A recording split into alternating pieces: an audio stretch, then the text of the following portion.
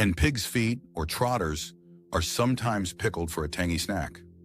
While these might not be items you'd find in a typical grocery store cart, they're a testament to the Amish philosophy. If it's part of the pig, it has a purpose.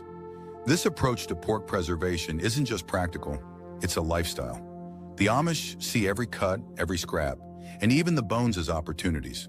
Whether it's frying up scrapple, curing a ham, or making a pot of rich, hearty broth from the bones, they find a way to make it all count. It's a sharp contrast to how many of us live today. We've grown used to convenience, grabbing prepackaged cuts at the store without thinking about where they came from. But for the Amish, there's a deep respect for the process. Every step, from raising the pig to preserving its meat, is a reminder of their connection to the land and their commitment to sustainability. And honestly, it's inspiring. While we're tossing out leftovers that have barely been in the fridge a week, the Amish are pulling flavorful, preserved pork from their pantries. Pork that's been cured, smoked, or pickled to perfection. It's a way of life that's as practical as it is mindful, blending tradition with necessity in a way that feels almost revolutionary in our modern world. When it comes to preserving pork, nothing goes to waste in an Amish kitchen. Their methods, whether it's smoking, salting, pickling, or sealing in lard, are about more than just extending shelf life. They're about embracing simplicity, celebrating tradition, and living in harmony with the resources they have. If you're ever lucky enough to taste Amish preserved pork, you'll understand. It's not just food, it's a story of patience, skill, and a way of life that values every piece, every cut, and every bite. And let's be honest, turning your kitchen into a makeshift smokehouse or pickling station could be half the fun, or at least a story worth telling. Even if you don't master it on the first try, you'll get a deeper appreciation for the kind of dedication the Amish put into preserving their food. But that's the key difference, isn't it? For the Amish, this isn't just a hobby or a weekend experiment, it's a way of life. Every step, from the careful curing to the perfect smoke, is part of a rhythm passed down through generations. It's a testament to patience, precision, and a respect for the food they work so hard to grow and raise. And in a world where we've traded self-sufficiency for convenience, there's something refreshing about that. While we're busy worrying about sell-by dates and stocking up on freezer bags, the Amish are storing their pork in ways that have stood the test of time, ways that don't require a single watt of electricity or an ounce of plastic. It's more than just practicality, it's a quiet rebellion against waste and overconsumption, a reminder that the old ways still have a place in our modern lives. So whether you're curious about pickling pork, intrigued by salt curing, or just marveling at the thought of sealing meat in lard, there's something to learn here. Not just about food preservation, but about patience, resourcefulness, and the power of tradition. The next time you toss out those leftovers or stare at the frost-covered contents of your freezer, think about the Amish and their pork. Maybe it's not about going completely off-grid or giving up the comforts of modern living. Maybe it's just about taking a step back, appreciating what we have, and learning to make it last, just like they've been doing for generations. So are you ready to roll up your sleeves and give these methods a try? Or maybe you're just inspired to rethink how you preserve and respect your food. Either way, there's a lot to take away from this timeless tradition, starting with the pork, of course. If you found this dive into Amish food preservation fascinating, check out the other videos on our channel to learn more about how they live, work, and thrive without relying on modern conveniences. Subscribe for more Amish traditions and timeless tips, or check out our next video to dive deeper into their incredible lifestyle. For the Amish, though, these methods aren't optional. They're essential. Without refrigerators or freezers sitting out in their barns, they don't leave next month's dinner up to chance. Plus, lard is already a natural byproduct of butchering a pig, so why let it go to waste? Instead, they render the fat, turning it into a smooth, creamy substance, perfect for sealing and preserving their meat. And this isn't some modern trend. The idea of sealing meat with fat has been around for centuries. The French call it confit, and the British once used a similar method they called potting. Sure, the Amish aren't whipping up gourmet confit dishes, but the principle is the same. When pork is sealed in lard, it can last over a year, provided it's stored in a cool, dark place. Think of it like giving the meat a cozy winter coat. It's warm, snug, and fully protected from the elements. Months later, when you finally break through that hardened lard layer, the pork inside is as fresh and flavorful as the day it was cooked. It makes you wonder why we spend so much on vacuum sealers and high-tech gadgets when something as simple as lard gets the job done and does it better. Lard doesn't just preserve the pork, it enhances the flavor over time. The meat absorbs subtle hints of that savory, slightly sweet richness, creating a taste that's unlike anything else. If you've ever had food that's been frozen for too long, you know it often ends up tasting bland or stale. With lard, it's the opposite. The flavors deepen and lock in. Picture this. It's the middle of winter, and you open a pot of preserved pork that's been sitting in its fat blanket since last spring. The flavor is bold, comforting, and absolutely delicious. It's the kind of taste that makes you rethink why we ever started relying so much on freezers in the first place. And here's the bonus. Lard isn't just for keeping pork fresh. It's like the Amish version of Tupperware. Once the meat is gone, you're left with a pot of reusable, high-quality fat. You can reheat it, strain it, and use it again for cooking. It's sustainable, versatile, and doesn't go to waste. In fact, that leftover lard makes some of the flakiest pie crusts and fluffiest biscuits you'll ever taste. Speaking of preserving pork, there's another old-school method the Amish use: pickling. It might sound like something you'd find in a dusty jar in your grandpa's cellar, but for the Amish, it's a time-tested way to keep food both tasty and safe. Pickled pork has roots that go back even further than pirates stashing barrels of salted meat for their long sea voyages. The concept is straightforward. You take pork, submerge it in a brine made of vinegar and spices, and let the magic happen. The vinegar does more than just add a tangy flavor. It creates an environment where bacteria can't survive. And here's a fun fact. Pickling isn't just for pork. The Amish have a knack for pickling just about anything edible. Onions, carrots, eggs, even watermelon rinds.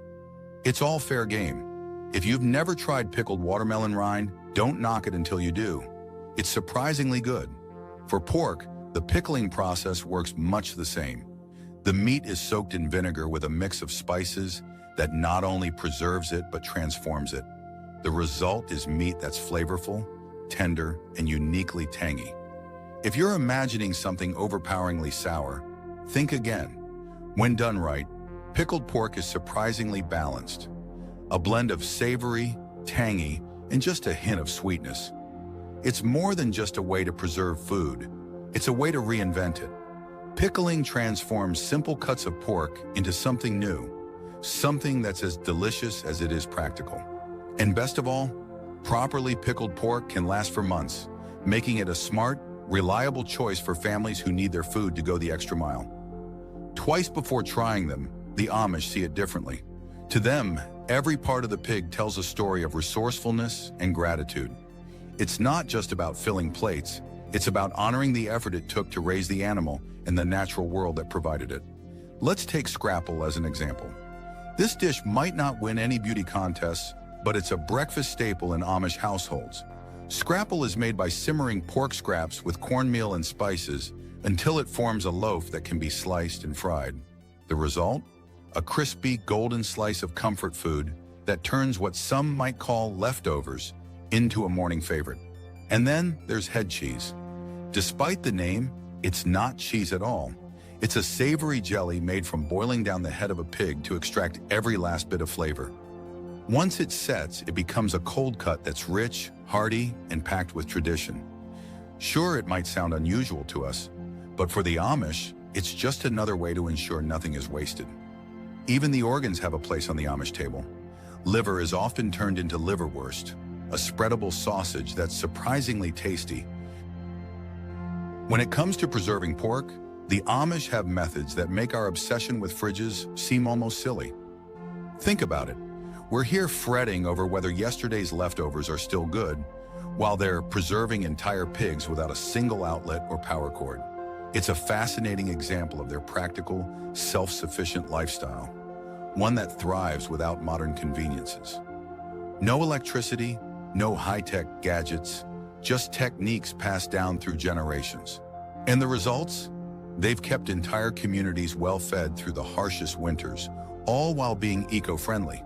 No single-use plastics, no weird chemicals you can't pronounce, just natural, minimal, and surprisingly delicious methods of preservation.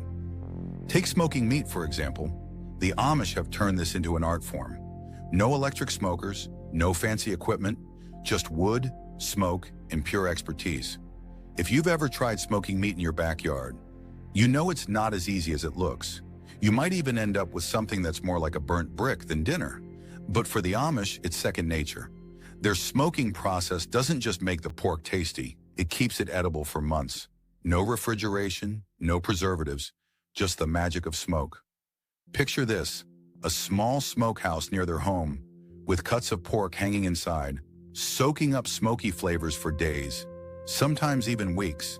They'll use woods like hickory, applewood, or maple, each adding its unique touch. If you've ever tasted properly smoked ham, you know what I'm talking about. Every bite has a distinct flavor, thanks to the wood used. Hickory gives a bold, robust taste, while applewood adds a gentle sweetness. The smoke itself does more than add flavor. It creates a natural barrier on the meat, slowing bacterial growth. It's a simple, effective method that's been used for centuries. There are two main ways to smoke meat: cold smoking and hot smoking. Cold smoking is almost like magic. The meat stays raw, but the low temperature allows the flavors to seep in over several days. It's why Amish cold smoked pork can last for months without spoiling. Hot smoking, on the other hand, cooks the meat as it smokes, making it ready to eat faster. While both methods have their benefits, the Amish often go with cold smoking. It's a long-term solution. They don't need their ham ready for next weekend. They're thinking about how to keep it good until next season. A properly cold smoked ham can last up to 6 months, hanging quietly in a cellar or pantry, waiting for the perfect moment. And the flavor? It's unmatched. Amish smoked pork isn't just food, it's a delicacy. The smoky aroma can fill a room, and every bite is packed with rich, intense flavors. It's the kind of smell that might even convince the family dog to figure out how to open doors. The secret isn't just in the wood or the technique, it's in the patience. They don't rush the process. Thin slices get less time, while thicker cuts are left to absorb the smoke longer. This slow, deliberate approach ensures every piece is perfectly infused. And here we are, marinating meat in the latest trendy sauces, hoping it tastes like more than just barbecue leftovers. The Amish are out there creating incredible smoked pork using only what they have: wood and time. But smoking isn't their only trick for preserving pork. When refrigeration isn't an option, there's another method they turn to, one that's just as ingenious: lard. That's right, plain old-fashioned pork fat. Here's how it works. After smoking or cooking a batch of pork, they melt down lard into liquid. Then they pour it over the meat, completely sealing it. Once the lard cools and hardens, it forms an airtight barrier, keeping bacteria out and locking moisture in. It's like nature's version of vacuum sealing. No air means no spoilage. That pork can stay juicy and flavorful for months, waiting to be unwrapped like a perfectly preserved gift. It's an ancient trick that's still more effective than the most high-tech packaging you'll find in stores. And this isn't just about survival, it's about flavor. Sealing meat in lard doesn't just preserve it, it enhances the taste. When you finally break that seal and take a bite, it's like stepping back in time to a world where food was prepared with care and intention. If you're curious to learn more about these timeless techniques, there are resources like Claude Davis's book on superfoods and preservation methods. It dives deep into the kind of knowledge that's in danger of being lost. It's a reminder that we're the last generation that can pass these skills on to future ones. If you're watching this on TV, you can grab your phone or tablet, search for our channel, Finest Mind, and find links to the books mentioned right in our channel description or any video description. These books are packed with knowledge, from preservation methods to herbal remedies, skills that could make a real difference if times ever get tough.